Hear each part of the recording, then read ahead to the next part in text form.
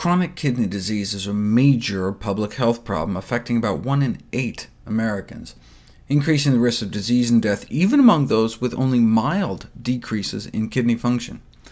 So low-cost, low-risk preventive strategies that anyone can do are needed to address the epidemic of kidney disease. Diet plays a role in kidney function decline. Specifically, diets higher in animal protein, animal fat, and cholesterol may be associated with protein leakage into the urine, which is a sign of kidney damage. And generally, diets high in fruits, vegetables, whole grains, lower in meats and sweets may be protective against kidney function decline.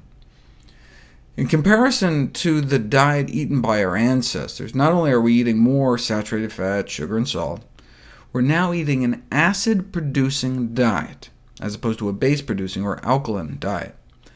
Ancestral human diets were largely plant-based, and as such produced more base than acid.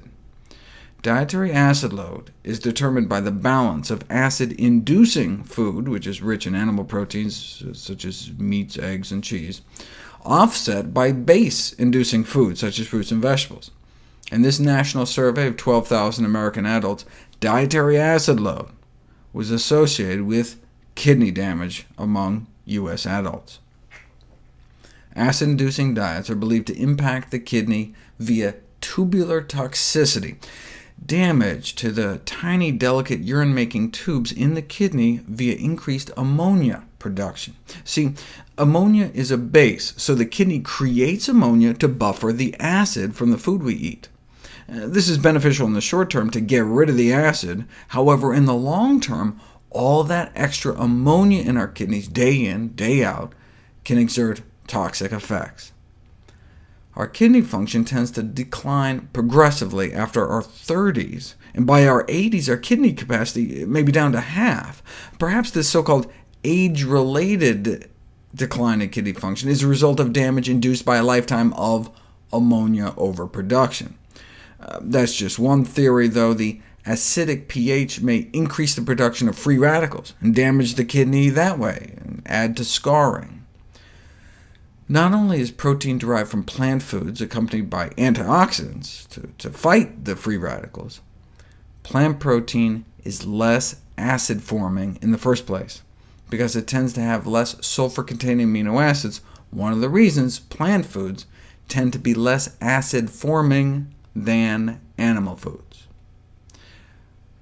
It's because acid is produced by the sulfur in the protein. There's less in plant proteins. So, the more important determinant of the effect of dietary protein on kidney disease progression is the quality of the ingested protein. In other words, whether it induces acid production, like most animal protein, or base production, like most fruits and vegetables, rather than the quantity of protein ingested.